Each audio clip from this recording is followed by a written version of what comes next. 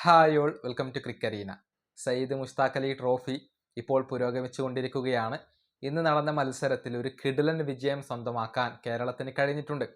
8 വിക്കറ്റിനാണ് ചണ്ഡീഗഡിനെ കേരളം പരാജയപ്പെടുത്തിയിട്ടുള്ളത്. സഞ്ജു സാംസൺ ഉൾപ്പെടെയുള്ള താരങ്ങൾ മികച്ച പ്രകടനം നടത്തിക്കൊണ്ടാണ് ഈ ഒരു വിജയം സ്വന്തമാക്കിയിട്ടുള്ളത്.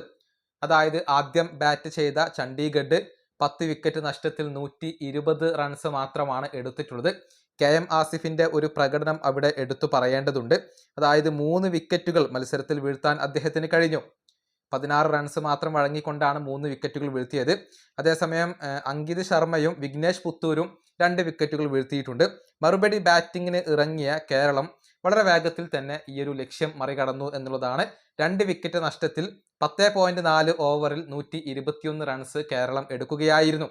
ക്യാപ്റ്റൻ സഞ്ജു സാംസൺ ആണ് തിളങ്ങിയിട്ടുള്ളത്. കേവലം 15 പന്തുകളിൽ നിന്ന് 43 റൺസ് സ്വന്തമാക്കാൻ അദ്ദേഹത്തിന് കഴിഞ്ഞു.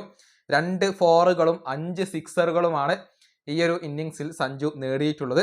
286 അദ്ദേഹത്തിന്റെ സ്ട്രൈക്ക് റേറ്റ് വരുന്നത്. അങ്ങനെ മികച്ച പ്രകടനം സഞ്ജു നടത്തിയിട്ടുണ്ട്. അതുപോലെ തന്നെ രോഹൻ കുന്നുമേൽ 17 പന്തുകളിൽ നിന്ന് 33 റൺസ് എടുത്തു. കൂടാതെ സൽമാൻ നിസാറും വിഷ്ണു വിനോദും കൂടി ചേർന്നുകൊണ്ടാണ് കേരളത്തെ വിജയ തീരം അണിയിച്ചിട്ടുള്ളത്. അങ്ങനെ മികച്ച പ്രകടനമാണ് കേരളം ഈ മത്സരത്തിൽ പുറത്തെടുത്തിട്ടുള്ളത്. ആദ്യ മത്സരത്തിൽ കേരളം വിജയിച്ചിരുന്നു.